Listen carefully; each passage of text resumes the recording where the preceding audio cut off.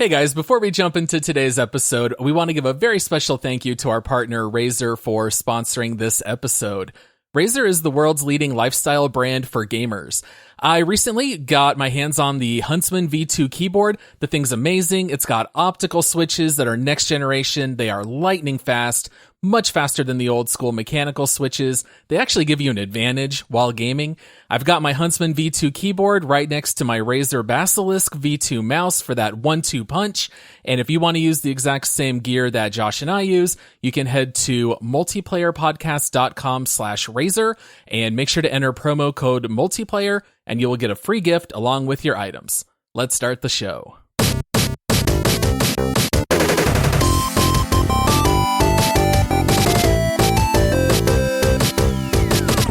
Hello, everybody. Welcome to the Multiplayer Gaming Podcast. It is a Deep Dive Monday. We are so excited to jump into today's content. We are a podcast run by two dads who love gaming. It's our number one hobby. We love to just sit and chat about it twice a week. On Mondays, we have these hour-long episodes.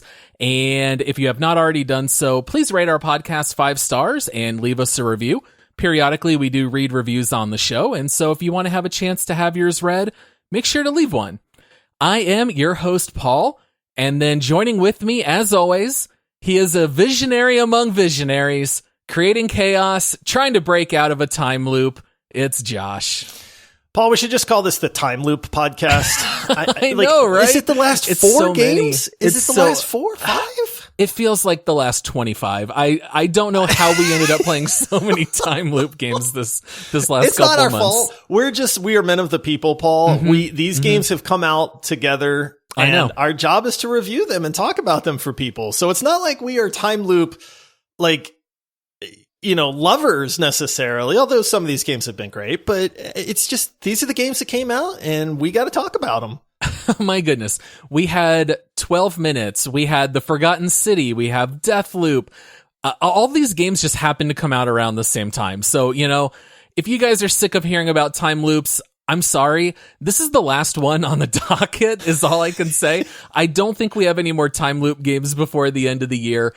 But as you guys saw in the description, we are going to be talking about Deathloop today, which just released a couple of weeks ago. Before we jump into our deep dive content, we do want to give a special thank you to legendary supporters Jake, RangerMiller 73, AceofShame, Ad, and TFolls. We very much appreciate your guys' support. And we have a brand new Epic supporter on Patreon. It actually happens to be a personal friend of me and Josh. It's Michael the Butler, who, by the way, is not a butler in real life, but Michael the Butler is his name. He is a close buddy of ours, and I heard a rumor that he actually might be joining the podcast soon as a guest. This is spoilers, Paul. I'm gonna have to put a warning in the episode title now. But yes, yeah. Do you want me to just bleep that part in the that way podcast? People will be like, what were they saying? What's that? That Paul's got such a potty mouth. All right. Well, that's all that we have by way of announcements. We're going to jump into all things Deathloop. All right, Josh, starting out here, I've got a description here from Steam. Deathloop is a next-gen FPS from Arcane Lion, the award-winning studio behind Dishonored. In Deathloop, 2 rival assassins are trapped in a mysterious time loop on the island of Black Reef, doomed to repeat the same day for eternity. All right, now one thing I did want to mention here at the get-go is that Deathloop is available on Windows, and they do have a 1-year exclusivity deal on console. So right now, the only console you can get it on is PlayStation 5. So I know that this game is not as universally available as most of the other games that we cover, but Deathloop here, Josh and I have played a lot of hours of Deathloop. I feel like we have teased it on several episodes. Finally, we get to talk about it. Josh, let's just jump right in. All right. Ooh. So it's a first-person shooter. The game starts. You're playing as this guy named Colt. You just kind of wake up on the beach. You don't really know what's happening before the game actually starts. How do the first few minutes of this game play out? Like a bad hangover. That's exactly right. Yep. So Colt wakes up on a beach. It's a beautiful scene, but there's bottles everywhere. Like Colt's been partying down apparently. And he doesn't know what's going on. So you kind of wake up. I'll say this. The first thing I noticed in this game was amazing graphics, really, really solid presentation. I mean, honestly, from start to finish, you can tell that they put a lot of love and polish into this game. But yeah, Colt wakes up. He kind of gets his bearings, and you start to notice these weird, like, floaty words. Yeah. Kind of highlighted, and you're like, what's going on? Am I like seeing things, or are these clues? Is this a tutorial? Like, what's going on? And, you know, just like any game, the first probably, I don't know, 5 minutes is just getting used to the keys and what you can do and how to walk around and all that stuff. But before you know it, you know, Colt is exploring around a little bit. He's got his bearings, and he has figured out where he's at, and he is, you know, he's in this time loop. And he's got to figure out, I don't know why in the very beginning he decides that he's done with this time loop and he wants to break out of it. You know, especially because he has no memory of anything before. He does not know anything before waking up there on the beach. So why he is so insistent on breaking this time loop, I don't really know, other than I guess he just figures he needs to. I mean, hey, some days I wake up and I decide I don't want to go to work. And then other days it's fine. So who knows? Yeah, so it kind of like you're seeing the floating text that you mentioned, and you don't really know, is this like a hallucination? But it seems to be kind of guiding you in the world. Right off the bat, you're supposed to enter a code to get it through a door, and the words say you already know the code. So it's kind of like very mysterious right from the get-go. But Josh, I want to ask you a question here. So, you know, Colt finds out he's in this time loop. He talks to this woman named Juliana, and basically you find out she's trying to preserve the time loop. You're trying to break out of it. And can you describe the plot and the science behind this time loop? Because the game kind of goes into some of these details, but I thought it was terribly confusing. Do you feel like you could explain this to someone who has no clue what Deathloop is? Easy, Paul. Easy. So, Let's hear it. So you're on this island. This island is magical. But nobody knows why, but there's a bunch of scientists that have realized this is a magical island. It's kind of like Lost. If you've ever watched the show Lost, people know there's something going on with this location. And through science, they determine that there's an anomaly that is surrounding this island that they then learn to harness through the magic of science. And because of that science, I'm just going to keep saying science so I sound like I know what I'm talking about here. Yeah. Yep. No, go ahead. But, you're doing great. But they then figure out that they can harness this, and on top of that, these visionaries realize that this island has given them unique powers as well, on top of the whole time loop resetting thing. And then, you know, there's a way to break it, but apparently the visionaries are the keys to the time loop, which is your whole quest in this. And then science says that it will loop every day. Okay. So you did shockingly good with this because the game really glosses over every possible detail. You just know scientists are working with this anomaly, and that's kind of the extent of what they really explain in the game. I thought that it was actually kind of hard to follow. Like you kind of start. Sure. If you noticed, I didn't pay a lot of attention to try to wrap my head around the whole time loop thing. No. You actually did far better than I could have, just, you know, right from the get-go. I actually had to go look up a couple of descriptions and summaries to try to actually put a lot of this together.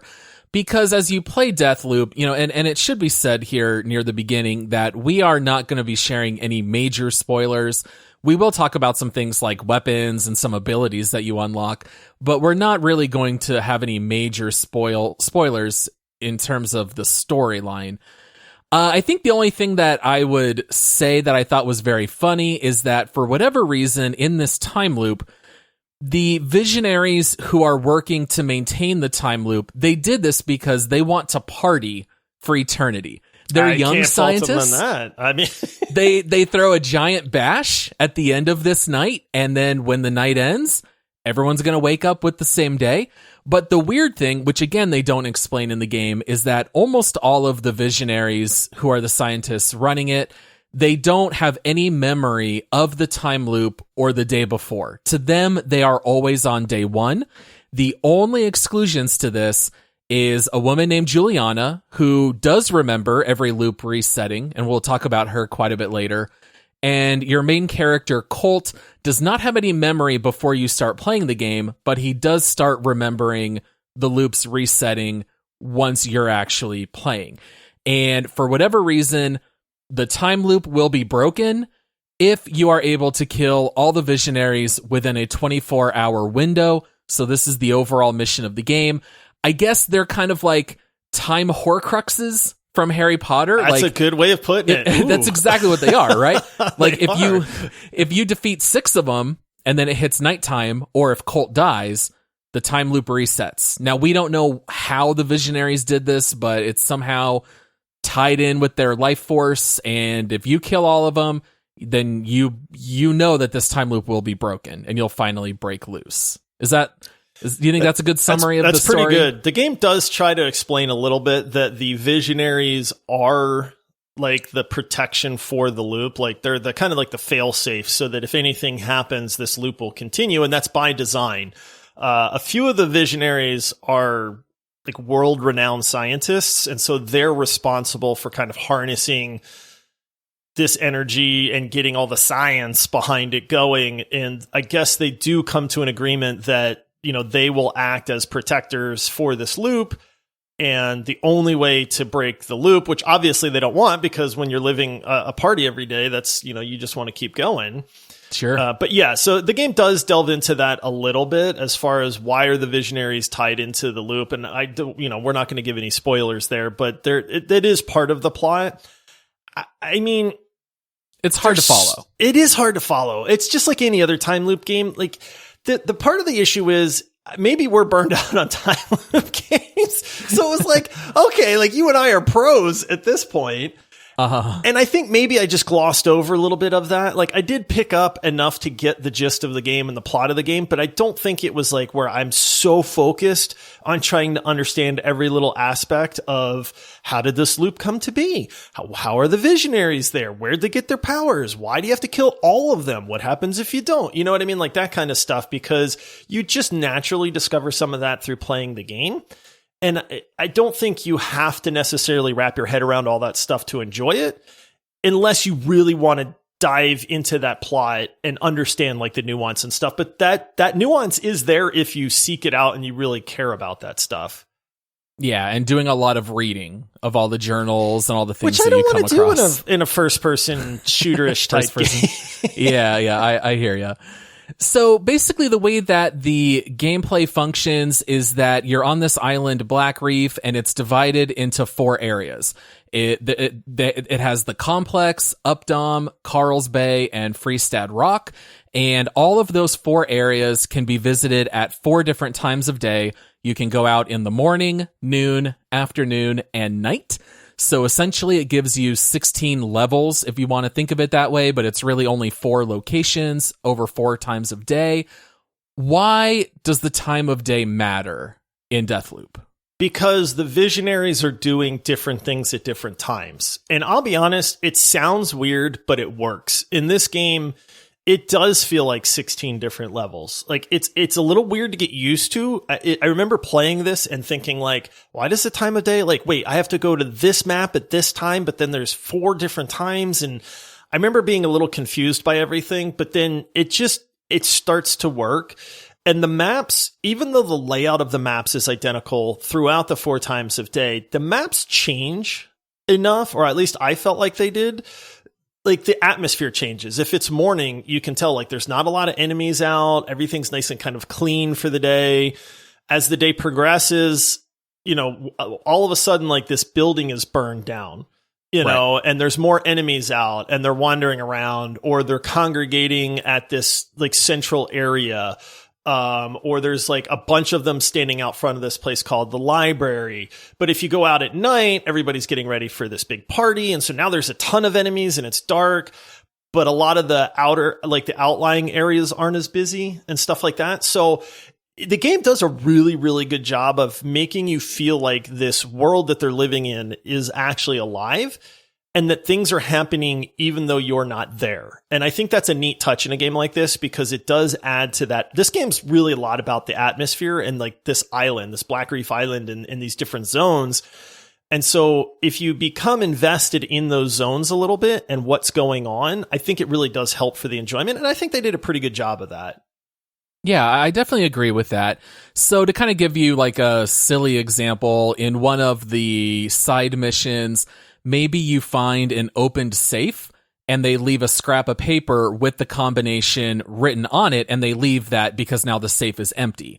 And so if you discover that in the afternoon, well, now you know the next time the time loop resets, I'm going to come back here in the morning, and now that I know the code, I can open the safe and actually retrieve whatever was in it. And so the game does play with the time loop in ways like that. And then also, since you have to kill all the visionaries in a 24-hour window, you do have to be efficient in how you do this. And as you track these visionaries over the course of a day, sometimes they might gather together. And so you can kind of like kill two birds with one stone. And so there's, different ways that you can, use the environment and the time of day to help you with that mission. The one other thing to mention about this is that the time loop is not determined by any timer. So it's not like 12 minutes or even Forgotten City, where if you wait too long, the day ends. In this game, you have all the time in the world to walk through that part of town for that part of day. But then once you're done, you basically go back to the tunnels, back to your home, and then the time will automatically move forward. So if you finish in the morning, as soon as you go back to your base, now it's afternoon and you pick a new location to go to. And so you have to purposely go to the right parts of town at the right time of day to find out the right information to help you with your quest. And that's different. Honestly, like that's one thing that this game does different than a lot of the other time loop games that we've played recently is, or even like Outer Wilds, for instance, is that there is no timer. And that's kind of unique for a time loop game, because you can take your time and you can look around. And in this game, short of death, you get to decide when that loop resets. And that's kind of neat because it does slow things down to where you don't feel like you're constantly under this time crunch, and you can explore, you can go off the beaten path, you can look for secrets and things like that. Versus I need to hurry, because I've only got 7 minutes left before this loop resets. And so that can be frustrating sometimes.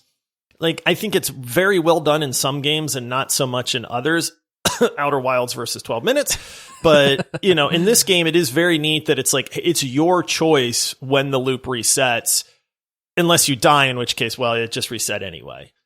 Yeah, it's definitely the most chill and laid back time loop mechanic because it's 100% in your control. Yeah. Unless you die. And even then, that's fine. You just start your day over, and the game does let you advance time. So if you don't want to go explore Updom in the morning and you just want to go straight to night, the game just lets you, hold the enter button for a couple seconds and then just keep fast forwarding and then, stop at the time that you want to explore.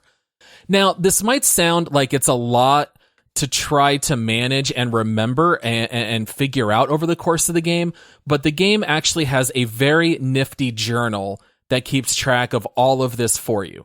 I know that I've already compared a couple other games to the computer and Outer Wilds, but this functions somewhat similarly. If you discover some kind of tip or hint in the game will automatically give you basically like line by line different quests, and it'll keep track of the latest hint. So if you find the open safe, your journal will automatically say, you found an opened safe, now you have the code, maybe I should return here in the morning at Carl's Bay and figure out what's in this safe. So that way you don't have to memorize these things, and it actually works really, really well. It's a great system. They streamlined it really well. It's honestly needed because there's a lot of stuff to discover in this game. I mean, not only do you have to learn who these visionaries are, where they're at any given time of day, because they move. One visionary might be somewhere in the morning, but then later on that day they go home or they go out, or various things like that. And to try to keep all of this stuff together would be pretty difficult. I actually remember approaching, this is kind of funny, because I remember when I very first started playing this game, in my mind, and I don't know if I picked this up from the trailers or maybe I just invented it, but I thought this was going to be like a puzzle to try to solve this loop. And so I remember trying to absorb as much information as I could. I was seriously overcomplicating this thing. Like, honestly, I legitimately was. I'm going to laugh at myself because I was extremely overcomplicating the solution to this game. And the game does a phenomenal job of just, if you play the game, it will give you what you need to wind up beating it without a lot of thinking or challenge. But for some reason, I was like, okay, I'm going to have to remember all this stuff, where this guy is at what specific time, the safe codes and all this other stuff. And then I went, wait a minute, like, this system's great because it's keeping track of everything for me. And it's not a detriment to the game at all. Like, it really does help you just enjoy playing. But I don't know why I thought like this was going to be like a brain bending solution type game at first. Oh, it's so funny. Yeah, but I do love the fact that it will give you tips on things that aren't critical. Like, it keeps a list of those things, but then things that are critical, you can track, and it'll say, hey, this is during this time of day on this map. Maybe you should go there at that time. So it does keep everything very nice and tidy and neat, and you know where you're supposed to go at any given time. It based on the quest line that you're on at the time. Yeah, the journal does the organizing for you. You don't have to be like Charlie from Always Sunny in Philadelphia with the famous meme where he's smoking in the mailroom and he's got all the pictures and all the strings and trying to figure out the conspiracy. Your journal does it all for you. And they divide it between two different tabs. So one of the tabs is leads in regards to the visionaries. So that's your main quest line. So you've got 8 visionaries. So there's 8 different, quests that are tracked there. But then you also have arsenal leads, and that will tell you maybe ways that you can get gear in the game. So maybe upgraded weapons, or maybe certain attachments you can use with weapons, or maybe unlocking a new ability. And so if you kind of get tired of the main storyline, you can spend some time doing side missions. Or if you just want to finish the game, you can ignore your arsenal leads and just straight up do the visionary stuff. To give you guys like one concrete example, which is, a very mild spoiler without any details, maybe you find a picture that shows 2 visionaries together. Well, now the game will tell you that it's your job to explore and try to find where the picture was taken. And then you try to figure out what time of day. And so now you can track down when these 2 visionaries were together. And so the journal walks you every step of the way. When you discover the location, they tell you, great, you found the location. Now here's the next step of the quest. And that way you can fully understand who gets there when and what they're doing. And that's all a ton of fun.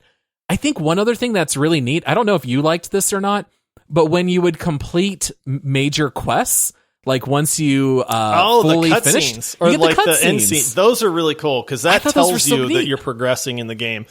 I agree, because a lot of this game is exploring these areas. There's a lot of fighting and gunplay and abilities and stuff like that. But your overall goal of breaking this loop and trying to find these visionaries and how to kill them, and then how to kill them all in one day. I mean, that's the overarching goal. But when you do a major milestone in the game, like killing a visionary for the first time, when you go back home, you get this really neat kind of summary cutscene that is like this almost like cartoony graphic novel type thing. It's actually kind of neat. And then it tells you what happened. And that's how you know, like, oh man, I just actually accomplished something really cool. I liked that touch. It made me feel good about like, oh yeah, I just did something really cool here. I've learned something. The game's kind of rewarding me for that. But yeah, I thought that was a neat touch too, because they're not real common. Like there's not a ton of them, but when they happen, it's just like you kind of get a little like, hey, all right. Well, not only that, it might have been like a 12-part quest. And so maybe you've played over the course of 8 or 9 hours. because you're going back and forth between them all, and the cutscene kind of fully summarizes everything that happened. So Colt will narrate, and he'll say, okay, great, I learned that this person relates to this other visionary in this way, and I know that at this time they do this, and here's why, and now I know that I need to do X, Y, and Z. And so I thought that it really helped remember the story and kind of summarize what you did, because you're simultaneously working on all the quests at once, and sometimes you just kind of forget exactly where you're at. So I thought that the cutscenes were really well done. They were fun to watch, and some of them are kind of long. Like, they're kind of like 1 to 3 minute cutscenes, but I really enjoyed them. I thought they really improved the experience. All right, so Josh, we have not yet talked about combat. Now, this game, since it is made by the same developer who did Dishonored, it's very similar. And Prey, actually. Yeah, and Prey. Which is a very well-renowned game. Yes. The game gives you the option to play with stealth mechanics. You can have guns blazing. You can do a little bit of a hybrid of both. Overall, how did you play this game? I did a hybrid. Now, I know you're going to think I'm just guns blazing the whole time, but that would be your style. I do actually enjoy a little bit of stealth. I don't like it when it is 100% stealth, because then I just want to shoot people. Yeah. But in this game, there are definitely times where stealth is needed, and it's more convenient. Like, honestly, it's like, instead of blasting through 50 enemies, I can just sneak around 3 of them, and that makes a lot of sense, even to my brain. Yes. You know? But, I mean, I'll say this game is very well done in both aspects. They give you a lot of ways that you can do stealth. They give you a lot of ways, like, it's like, one of the things, if somebody hasn't played Dishonored 1 and 2 are really great games, but they're great in the sense that it allows you to tackle problems how you see fit. And it's that ability to decide how you want to approach something that makes it so much fun. And that is very well done in Deathloop as well. Like you said, it's not just stealth and guns blazing. It can be a combination. And if you want to go aggressive, you can shoot people, or you can use your abilities and fling them up in the air and then off of ledges. I mean, there's any number of really cool things you can do. And so it's like a playground of just death. Yes. or stealth, if you want to go that way. But yeah, that's kind of the flavor that this developer brings to their games, and it definitely shines in Deathloop as well. Yeah. Now, it should be said that Juliana, who we're going to talk about more later, she's the character that you talk to the most, who is your adversary. She has warned everybody on Black Reef to shoot you on sight. So as you're exploring these areas, there are no friendly characters for you to just stop and talk to. Everyone's out to kill you. And so if you enter their line of sight and you're too close, you kind of get like the Metal Gear Solid, like the exclamation mark above their head. They will start to investigate things. If they hear you or see you, their little bubble turns yellow. And then if you're fully alerted, it turns red. And then they might hit an alarm, or they might call out for others and open fire on you. And then there's also tons of security cameras everywhere in this game. So you can see the lasers, you can see where it's scanning. You also have a hacking device, and so you can hack doors, you can hack turrets, you can hack these security cameras. What's the name of that thingamajig? The hacking device? The hackamajig or something? He's got a goofy name for it. Is that what it's called? It's the hackamajig, but that's why I said the thingamajig. Because yeah. It's like, I don't know who came up with that name. It's like the hackamajig thing. Sure, and there was somebody who's just like, that's what we're naming it. So, yes, there are certain levels that force you to go stealth. There are some parts that force you to use violence, because you do have to kill the visionaries. And I did think that it gives you a nice mix of both. You also have some weapons that are louder than others. You can also take down enemies if you walk up on them. And I do like that it lets you use whatever methods you want. If you want to jump up on the rooftops and jump from rooftop to rooftop and just be careful and look out for snipers, that's one way you can traverse the city. You can also use certain abilities to evade them as you walk through on the ground level. There's tons of ways you can hack approach turrets and sensors so that they turn on the bad guys, and then chaos ensues and you just slip away. Yeah. Yeah, I mean, there really is a lot of variety to how you approach the combat in this game and the exploration in this game. I love it, honestly. I wish more games did that. I get that it's probably really difficult to program that for, because people are going to do a gajillion different things. But it makes it a lot of fun, and it's fun to play around with sometimes too. Yeah, the one thing I really like, and Cyberpunk did this as well, you don't have to press a button to go into cover.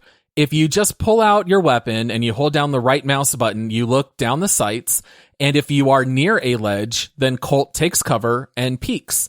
And it's such a cool system. It doesn't require additional buttons. You don't have to use Q and E to lean. Just, stand next to the ledge, and it lets you peek without being seen. And that's another big part of the game. You overhear conversations, and things that they say get added to your journal as well. And so someone might say, oh, I heard that a certain thing will be, going off at a certain location. And so the game kind of alerts you, okay, that's been added to your journal. And so a lot of the game actually does help if you go stealth, because you'll actually pick up additional clues. Yeah. All right. Now, Josh, we're at that halfway point. So we want to give a very special thank you to Razer. They have supported today's episode. Josh, we've been using our Huntsman V2 keyboards. What do you think of it? I love it so much, Paul. I'm getting teary-eyed. It's honestly, it's great. I'm getting to where like people are starting to laugh at me, because earlier today a buddy was complaining about his keyboard, and I kind of like shouted. I was like, "Hey, Razer Huntsman V2," and he kind of turned around and looked at me, and he was like, "What?" And because it's just like, it's the best keyboard you can get. Like, I don't know what else to say, because that's the pinnacle. Yes, you're going to spend some money on it, but it's money well spent. Like, don't skimp on certain things. Don't skimp on a keyboard. Don't skimp on a mouse, because you're using one or the other 100% of the time that you're on your computer. And so it's just one of those things where quality matters. It's the best keyboard you can get. You can pick yours up by going to multiplayerpodcast.com/Razer. Pick up your keyboard, pick up your mouse, your gaming keypad, your headphones, whatever you want from Razer. You know it's going to be quality. Enter code multiplayer at checkout. They're going to send you an amazing piece of gear and a free gift for using code multiplayer. All right, Josh, let's talk about the loadouts that you can use in this game. So basically, to summarize it all, you've got a couple of weapons that you can carry with you. The weapons themselves can have different attachments put on them. Because of the islands, scientific anomalies, you have magic. And so you find these things that are called slabs. It doesn't really make any sense, but whatever. You wear a bracelet, you suck it into your soul, and now you know magic. And so you not only have these slabs that give you abilities, but you also find different upgrades that let you customize those slabs to use that magic in different ways. Yes, I'm going to stick with magic, whereas you stuck with science, because there's no other way to describe this. It's magic. So let's talk about weapons first. Do you want to maybe just talk a little bit about what kind of weapons you liked to use, or which ones you found interesting? There is a wide variety of weapons. Now, I don't know how many different weapon types there are, but I feel like there's probably 8 to 10 different types of weapons in this game, between pistols and shotguns and rifles and you can dual wield, and there's SMGs. So there's a bunch of different categories. And then in each category, there are rarities of weapons. So you've got your just common weapons, and the game does a good job of saying like, hey, this is common. You can pick this up anywhere, but it's going to jam. Your weapons will actually jam, and they will jam at the worst time possible, right in the middle of a firefight. So then you have to like unjam your weapon, which takes like 3 times as long as a reload does. But then it might only have like 1 slot for an attachment. And then you can get, your blue quality weapon, which might have 2 attachment slots, and then it'll have a perk with it. And then you get your purple, which might have 2 perks or a much stronger perk, and then they never jam. And now you can do 2 attachments, and all the way up to legendary, which have some really, really cool traits to them that are pretty game changing at that point. I really liked the weapons in this game. The problem that I have with the weapons is 2 things. Number 1, dual wielding is a thing, but I never dual wielded in this game. I never once did either. And I mean, if you give me dual wielding in just about any video game, I'm going to go dual wield, but in this game, it just felt clunky for some reason to me. Well, also, you've got your right hand and your left hand is what's using your magic or your hack-a-majig. So if you're going dual wield, you cannot quickly use your hack-a-majig or an ability. So to me, it never made sense to dual wield. Yeah, it doesn't deter from the game, but it's like dual wielding was almost thrown as an afterthought. And it's very strange for me to say this, but it just doesn't really work in Deathloop for me. Mm-hmm. The other issue that I have is that I found one weapon that was just amazing, and with the attachments on it, I never needed to use a different weapon the entire game.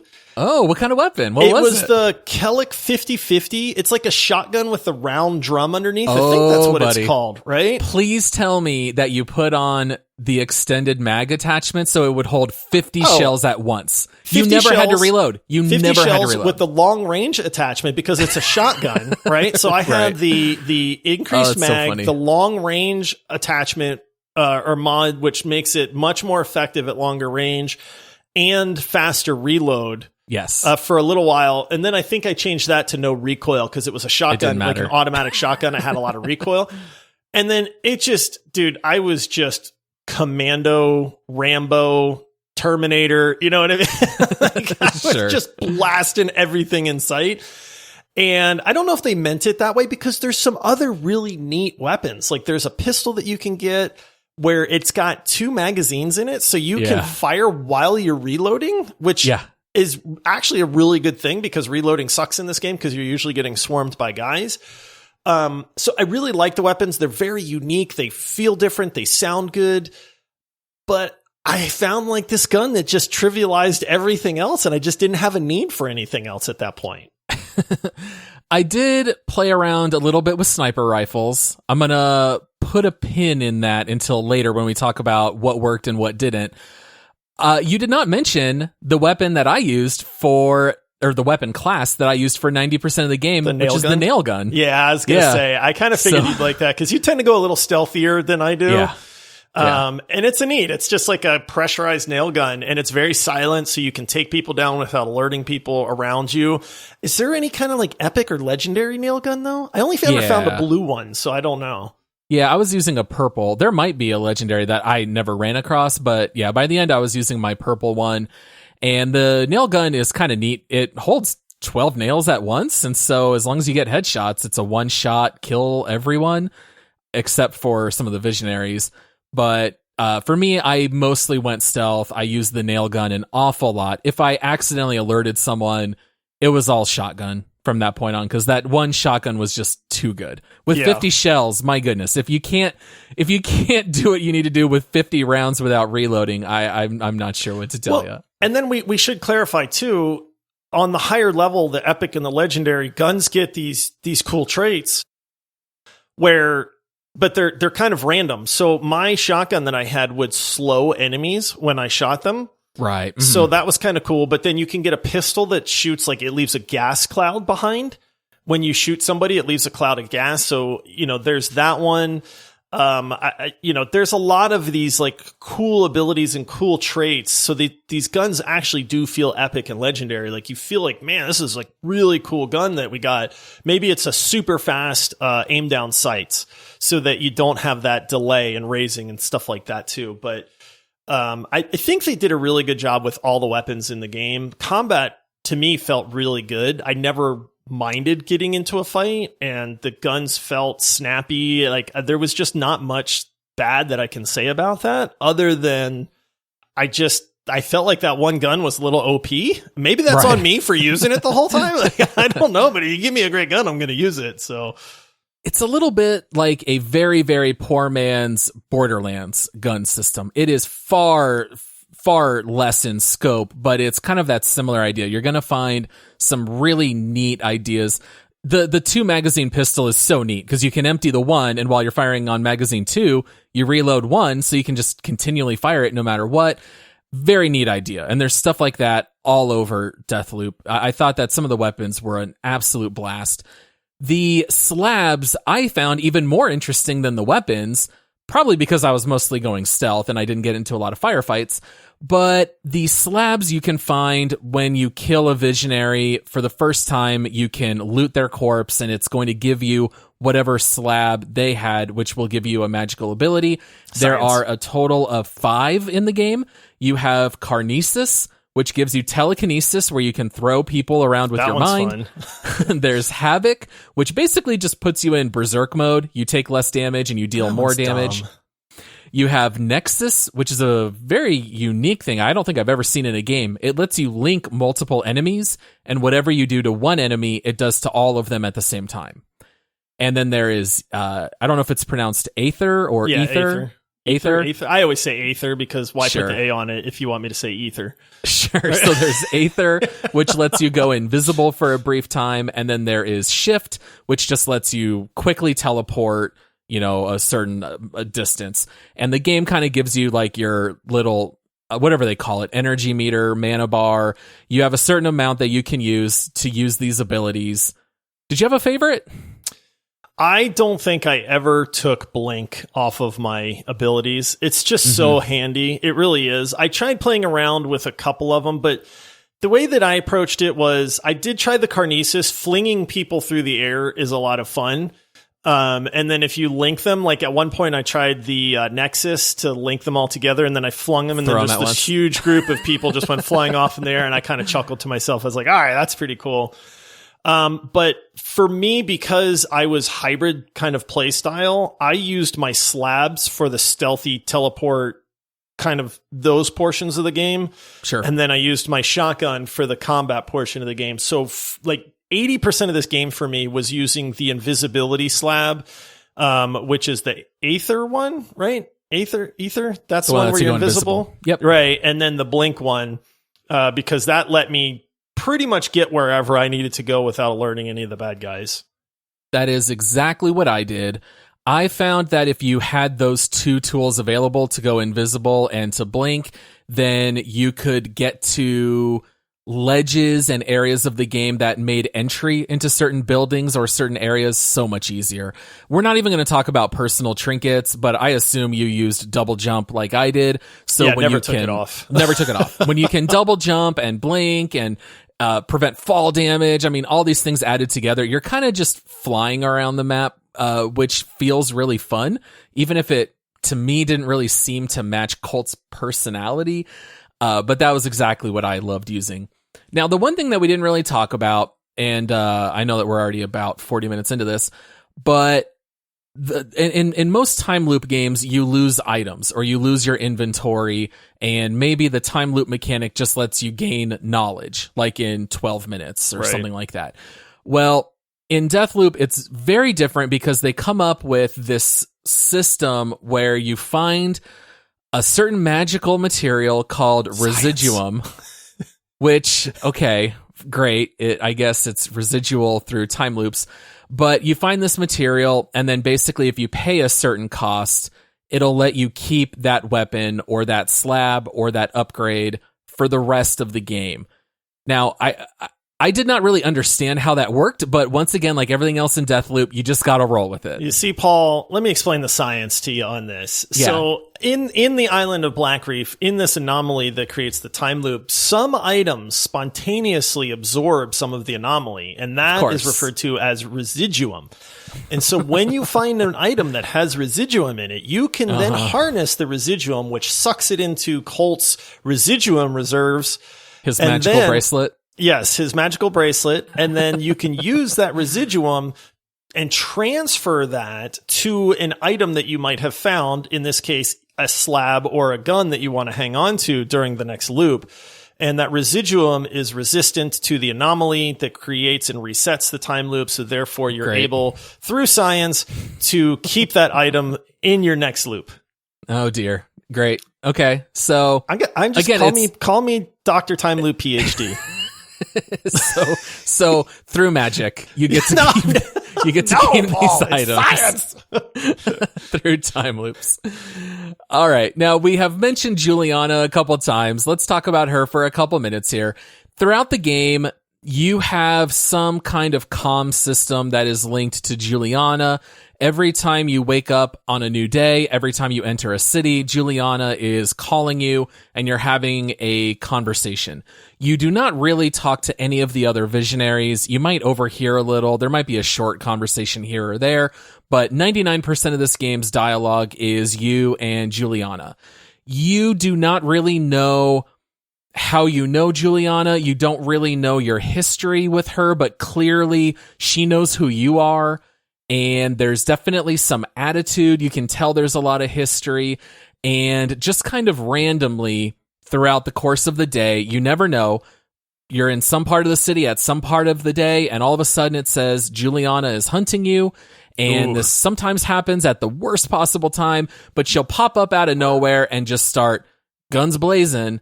And now you're in the middle of a firefight. Maybe you're in the middle of trying to do a stealth mission in a giant manor that's filled with people. And all of a sudden, here's Juliana. And now you're fighting the whole army at once.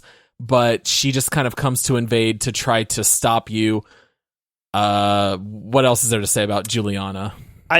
She creates a lot of the mirth in the game. The conversation between Colt and Juliana is very clever. It's very, very well done. It's not family friendly. There's a lot of language that's, used between them.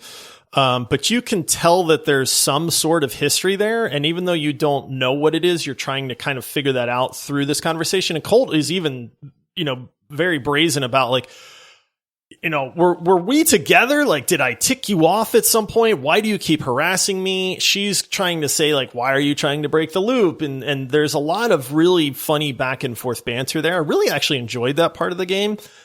The invasion, when Juliana invades you, is great. Now, you're right in that it happens at the worst times, but what she does is force you to deal with that. And she's dangerous, man. She'll take you out if you're not careful. So for me, this is like a boss fight in a game because there's really not a lot of those. Like, you do fight the visionaries, but I found that the visionaries weren't very tough to fight. It was more about how do you find where they are and figure out how to get to them and that kind of stuff. But I loved the combat with Juliana. The game actually plays on that because that's the multiplayer aspect of this game. Yep. Is you can't do co-op, you can't do any of that, but what you can do is you can invade somebody's game as Juliana, and they don't know if it's the Juliana from the game or a real player at first, because this just says, hey, Juliana is hunting you. And then you realize, oh, okay, this is actually a person, or this is the AI in the game. I love what it does. I love the tension. I love the fight in the multiplayer aspect. I thought it was super fun to try to outwit like another person. It just adds a ton of flavor that I really enjoyed. And the cool thing is if you kill Juliana, you get a random slab from her. So if you haven't killed any of the visionaries, you have a chance of getting a cool slab because you killed Juliana, which I thought was kind of neat. Her loot table includes all the slabs and all the attachments. So you'll get something good from Juliana. And I did like that it just throws that monkey wrench in the system, because I actually found the game to be very, very easy to navigate. I remember the first couple of times I'd enter the city, I was so slow and I'm looking everywhere. And soon I just kind of realized I can just jump on these roofs and just kind of sprint anywhere. And if someone's alerted, I shoot them with the nail gun and I just keep running. And so it kind of became almost too easy to control the environment. So by having Juliana randomly show up at the worst time, I was actually kind of delighted, because those were the moments where the game actually was a challenge. Overall, I actually found the game relatively easy. But you did mention that this is the multiplayer aspect of the game. This might be the thing that people complain about, maybe not the most, but I don't know anyone who thinks that this is a great multiplayer system. Why don't you tell the people exactly how it is you can join your friend's game? It's a neat idea. It just doesn't really work in execution long term. And I guess I'll explain that a little bit. But basically, the way that it works is when you start the game, you can choose to break the loop, which means, hey, I want to play the game as Colt and I'm just going to play through the story. Or you can choose to protect the loop as Juliana. And that means you're going to invade somebody else's game and play as Juliana and try to hunt down and kill their Colt. And it is another person. I mean, you're joining their game that's going on and you're hunting them. And the way that the multiplayer works is it creates this like satellite dish that Colt has to try to destroy or he can't get back to his safe zone.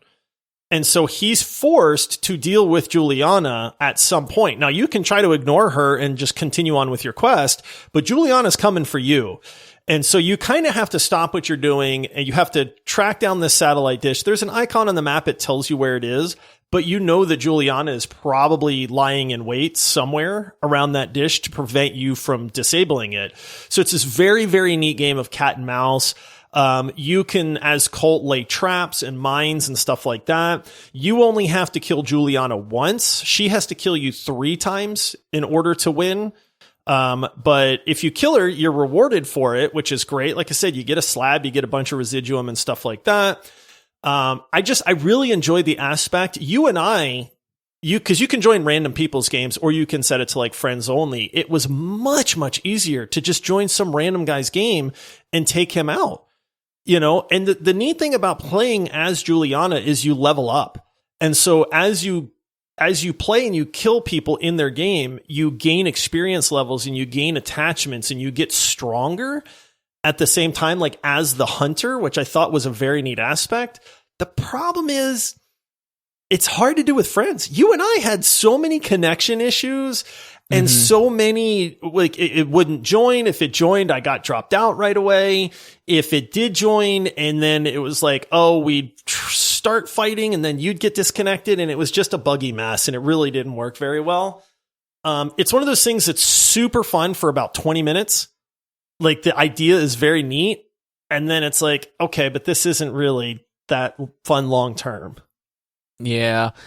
I think 99% of people load up the game and they're going to immediately play as Colt because that's the main storyline. And I think maybe the thought process was once you finish the storyline, there's nothing else to do. So let's just make it last longer by letting you invade other people's games as Juliana. And now you can just kind of play for forever and you're just hunting other players.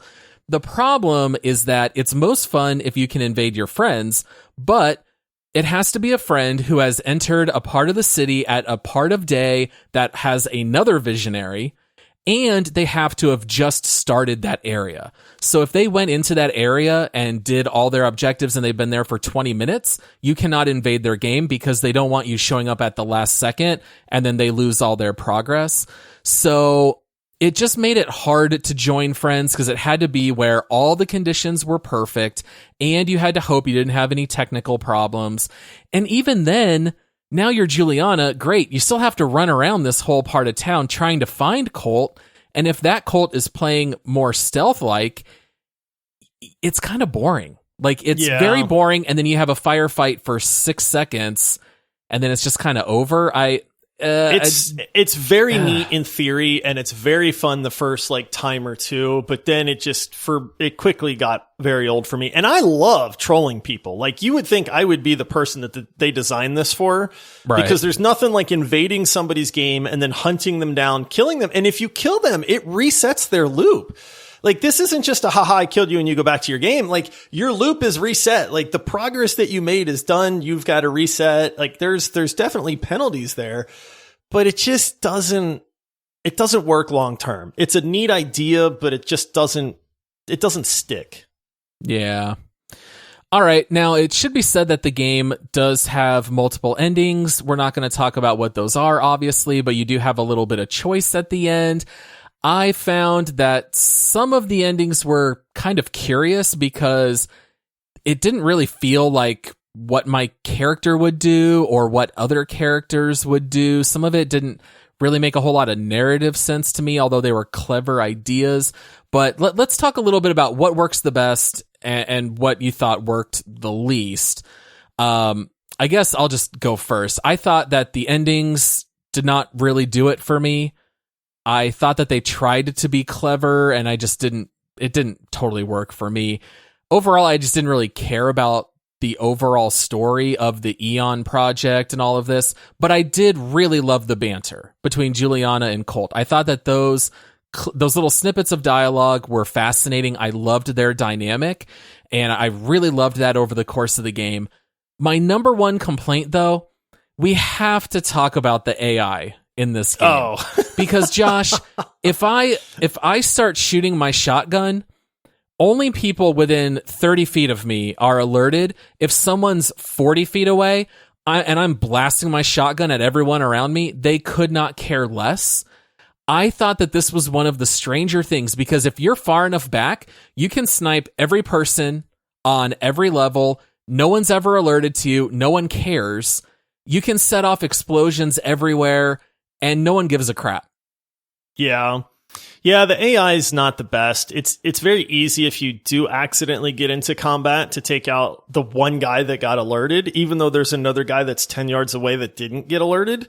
Yep. And now all of a sudden everything's fine, and so there is that issue. There's also the issue that the AI just kind of piles at you. So if you just stand in a doorway and wait for them to come in, 8 guys will come running in the doorway, and then you just mow them all down. Yeah. And then you just wait another 5 seconds. Here come 3 more guys, and then you mow them down, and now combat's over. So I'm with you on that. The AI was definitely not real smart. I mean, for me,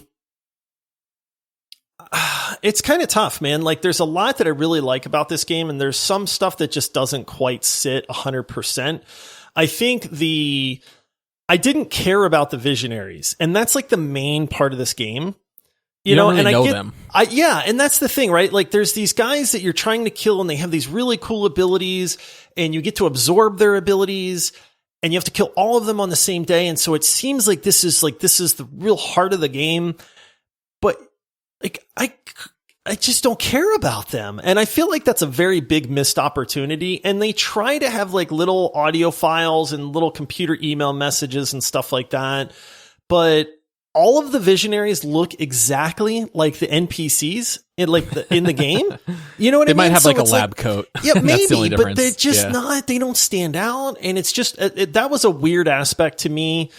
Maybe they wanted them to blend in, but it just, like, I felt like there was a missed opportunity there. And then you mentioned something where there's a part of the game that just becomes trivial.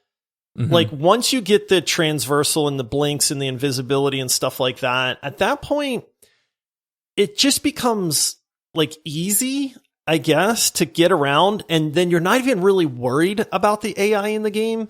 Yeah, maybe you alert one of them and you just take them out and then you just keep on going. And so I feel like there was this really good system of weapons and abilities and all of this stuff, but then you didn't need to use a lot of it.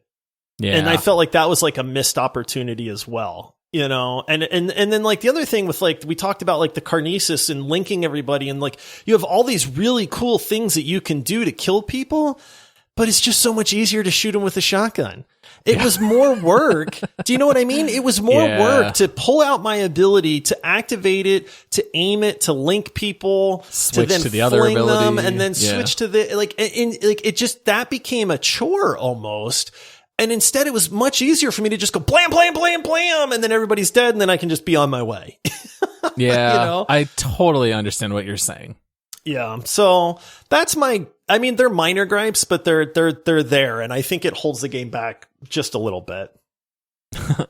All right, well, let's jump into the community reviews. Josh, what you got for us? All right, so we always pull some reviews from the community just to, hey, we're 2 guys. Maybe people don't agree with our thoughts and ideas, and not that you guys have to either. I mean, everybody's different, but so I pulled a few reviews. This first one is recommended. This guy has 30 hours on record, so probably beat the game.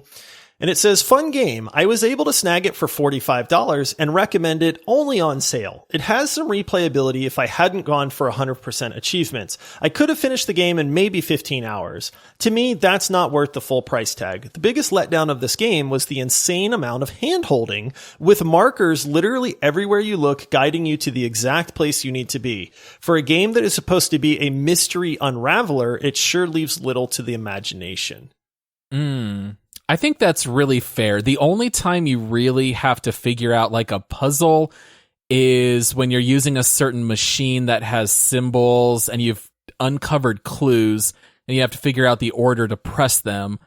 And outside of that, you definitely are handheld the rest of the way. And see, that goes back to what I was saying, where I thought I was going to have to solve like this puzzle of like, how do I get all these guys together to where I can kill them and that kind of stuff. And it's not. It's very just on, I don't want to say on rails, but it's just, if you just play the game, the ending is going to happen. It's bumper bowling. Yeah, honestly, it kind of is. So, all right, this next one is not recommended, 20 hours on record. It's all right. It's far too easy and kind of bland. You just go checkpoint to checkpoint through mostly the same maps. The loop thing doesn't add a whole lot. The story is all right, but it's far too wacky to get invested in. Player invasions are fun for 30 minutes, too laggy and unbalanced to be anything else. Overall, it's very stylish, but that's about it. I 100% could have written that review word for word myself. For the negatives in this game, that is spot on. Yes, it's not a bad game, but it's not a great game. It's kind of fun. I think it's highly forgettable. Like, I don't know if a year from now I'm going to even remember hardly anything about Deathloop. All right, so this next one, not recommended, 18 hours on record, and it's just one word. Death poop. Oh boy. Man. Some grade A comedy right there. Yeah, I like it. And then finally, this one is recommended, 24 hours on record. If Dishonored had a baby with Hitman, 10 out of 10. Hitman is the first game that came to mind to me, but ultimately in the end, you're just more handheld. Hitman is a little more wide open where you can make people walk and move and stuff, but it's definitely a little bit of Hitman DNA, definitely a lot of Dishonored DNA. If you like those games, you'll probably like this one. I just don't think it's as good as Dishonored or Hitman. Right. All right, Paul. So that's the thoughts from the Steam reviewers. We always take a guess on what we think the rating is on the Steam scale of 0 to 100. I believe you actually won finally last time. Oh, did I win last time? Maybe I did. I couldn't remember. Yep. So you get to go first then. Yep. All right. So from 0 to 100%, how many Steam reviews are positive? Oh boy. I don't think that this game got like review bombed or anything. I think it's definitely going to have a fair amount of detractors. I'm going to say 84%. Okay.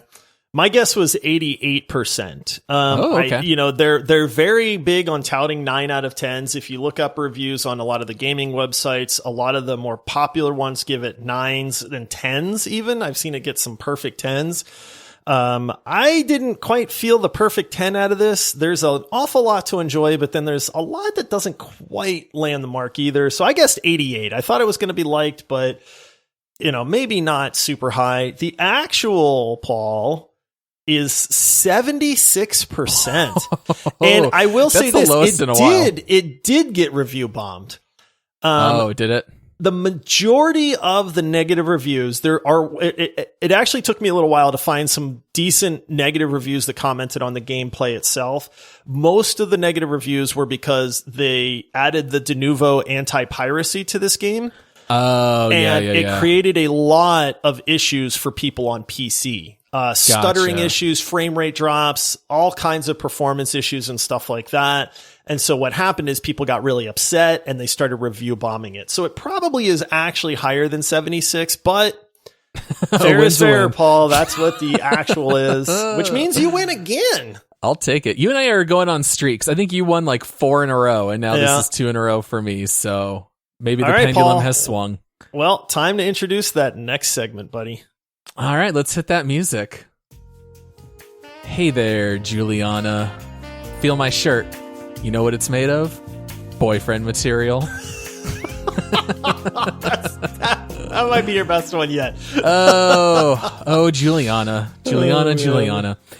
All right, so this next segment here we call Make Love, Marry, or Murder. This is where individually you and I will rate this game, whether it's something that we would play and recommend long term, if it's something that's fun for a short amount of time and then you stop, or if it's just a murder and it's just not worth the money, not worth playing, not worth buying. This is a tough one for me because of the price point. 60 is kind of a lot. Like if my choice is to play Deathloop for $60, or split that $60 and buy a bunch of or buy three $20 games. I think I'd rather buy the three $20 games. This is kind of a tough one. I totally agree with the guy who said if it's on sale for $45, I think it's worth playing. I'm kind of torn on this. I kind of want to say murder because I feel like I haven't murdered a game in a long time. Wow. Are you feeling the itch, Paul? Is that murder itch creeping up on you? It could also be time loop, overdose Right. at this point. I'm going to say murder, but I don't feel good about it. It's not that the game's not fun. It's just that it has things that take away from it. Joyful murder, Paul? No. Some games I love to murder. Yeah, and it's like, no, this game sucks. This game is fun. I don't think it's worth the price point. I think there's too much that takes away from it. I'm going to say stay away. I'm going to say murder. Really? I'm surprised. Yeah. I think it's a make love. The game is, somebody touched on it in the reviews. This game is very stylish. Like, I will remember this game just because of the style of it and the towns, the different maps that they built, the dialogue between Colt and Juliana, that banter, some of the cool weapons. Like, this is a game that I will definitely remember. I will never go back to play it ever again. And I'm with you in that I almost feel like $60 is too high of a price point, but it is a AAA title. It's very polished. It's bug free.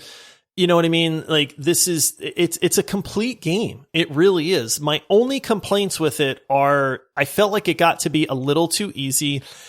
And there was a point where I felt like it was almost a little bit of a slog. I've killed this visionary 3 times. I've killed that visionary 3 times. And then the loop resets and I have to go do it all again. Now that's inherent in time loop games. And Deathloop does a great job of not feeling super repetitive, but the maps are decent size. And after a while, you just kind of get tired of going through them, and that kind of stuff. So I think it does start to wear on you a little bit. I did find myself having to slog a little bit to beat the game. At that point. And so I do get that it's by no means do I think this is a flawless game. I don't know how some of these gaming websites gave it 10 out of 10s. I think it's fine.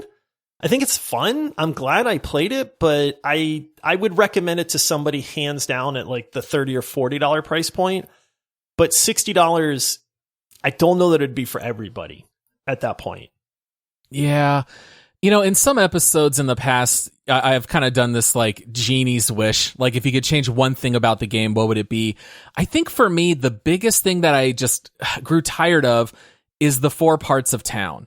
Because no matter how much they change the people, it's the same ones. I always knew, okay, I always go out the left door. I have to disarm these 3 bombs right here at the exit. And now I'm going to jump up to the left, up on this ledge. So to me, it just became a little too repetitive in that regard. Maybe if you could make it more of an open world and a bigger map and a little bit more to explore, I think that would make all the difference in the world for me. But just with the way it is, I don't know, only 4 parts of town. I kind of fell in love with it very quickly for the first 3 to 4 hours. And then the rest was more of a slog. Yeah, I get that. I definitely understand it. Yeah. All right, well, let's go to the leaderboard, see where this game stacks up.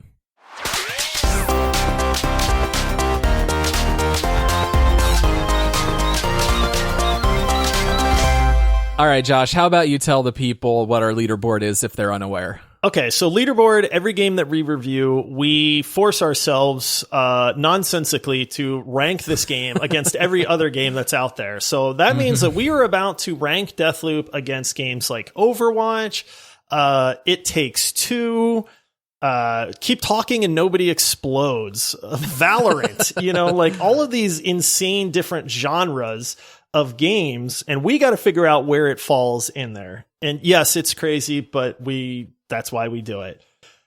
Well, we've got a murder and we've got a make love, Paul. And so that tells me that this game is probably not going to be in the top half. How many games do we have total now? 57. This will be number 58. Wow. Okay. I am with you in the sense that I don't think this is going to be in our top half. No. Somewhere in the 20s or 30s, I'm thinking.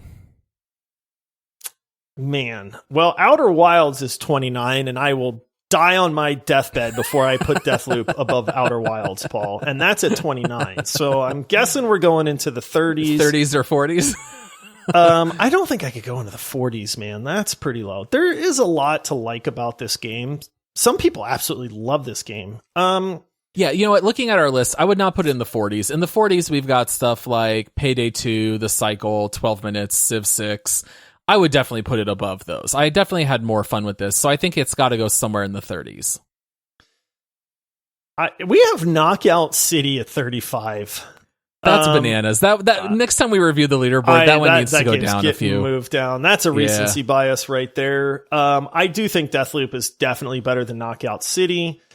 I think it's better than RimWorld. I don't think it's better than Borderlands 3. So for me, I think my ideal spot would be at 34. I will die before you knock down RimWorld for this game. If you're gonna knock down RimWorld, it's gotta be a better game than Deathloop. No. I'm with you. I'll put it above Knockout City, but I would want to keep it below RimWorld. Right, so I'd put it at 35. I'm totally fine with that. You're good with that? I think it's fair. It's a good game. There is enjoyment. It's not, for both of us, apparently, it is not this 9 out of 10, 10 out of 10 game that a lot of these game sites. Yeah. If it's funny because I've mentioned before that I'm a big fan of watching reviews. I always watch the reviews from sites like GameSpot and IGN and stuff like that, but I really enjoy some of the smaller sites. And what's interesting in this is that GameSpot and IGN gave it 9 out of 10s, 10 out of 10s. But if you watch some of these other reviewers, these smaller ones, they had a lot of the same criticisms that we have in that, yes, this game is polished, it's stylish, but you know what I mean? And I feel like that's much more honest in that aspect. So it's a good summer camp girlfriend, but nothing beyond that. Yeah. Yeah. Yep. It's not going to be a game that we're talking about 3 months from now. All right. Well, that covers everything that we have by way of Deathloop. I think you and I would say if you've got a ton of funds and you just want a fun game to play, this is a good one. This is a very good game to play. I think it's just the price that's really holding it down. Our next deep dive, we have been keeping a secret because it was selected by legendary supporter AceofShame. Should we let the cat out of the bag at this point, or are we still keeping it? I say let's do it. Because there might be people out there that want to pick it up and play it beforehand. And being that it's a fairly affordable game, let's spoil it. That'll also tell us how many people are listening at an hour and 13 minutes in, Paul. It's not many. Now, AceofShame selected this game, and he has posted multiple photos wearing t-shirts of this game, having pillows on his couch of this game. This man loves this game series. Why don't you tell the people what we're doing? It is a game that I have heard of and never played up until this point, but it is Shovel Knight. Yes, we picked up the treasure trove, and we have been playing a lot of Shovel Knight here the last couple weeks. We have. Yep. Yeah. It's I will say this, no spoilers, but I'm very glad that Ace picked this game because I never would have picked it up on my own. And I remember questioning him at first going, did you mean Hollow Knight? And he went, no, Shovel Knight. And I went, oh, wait, yeah, that is the other Knight game that's real popular. Yeah. Well, every time I played Mega Man, I always said, I just really wish that I had a shovel. And now I get to play exactly just that with Shovel Knight. So that's all that we have for today. We'll have our next Twig episode on Thursday. We hope you guys will join us then. Once again, thank you so much to Razer for their support. And come check us out on social media at Multiplayer Pod. You can also find us on Discord. Should be a link in the episode description. There's also a link on our website, multiplayerpodcast.com, which also has a copy of that leaderboard. So if you want to see all 58 games, you can see it there. Happy gaming, everyone. We'll see you later this week. See you, everybody.